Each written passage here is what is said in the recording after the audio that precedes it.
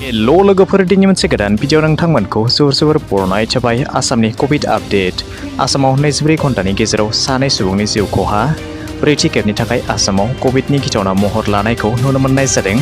बेनिनो रायजो सरकारनि सावस्रि बिफानथिंजायनिफ्राय बयखौबो सांग्रां जानो थाखाय खावलायनाय जादों। 24 घन्टानि गेजेराव रायजोआव 294 सा सुबुंनि देहायाव मोननाय जादों कभिड। बेनिनो कामरुप मेट्र' जिल्लायाव सानै सुबुंनि जिउ खहा। फारसेथिंजाय पजिटिभ केस मोननाय सुबुंनि अनजिमाया 11.2 जौखोन्दोसिम बांनायखौ नुनो मोननाय जादों।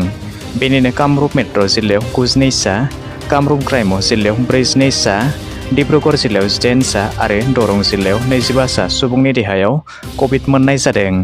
दासिमाव आसामाव 1370 सा सुबुङा कर'नाजों लोरबां जानानै दङ।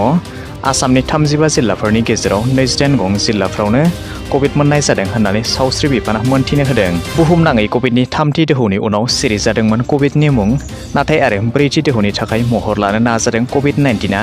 बेखायनो गाव गावनो सांग्रां जानानै थानो थाखाय बयखौबो रायजो सरकारथिंजायनिफ्राय खावलायनाय जादों।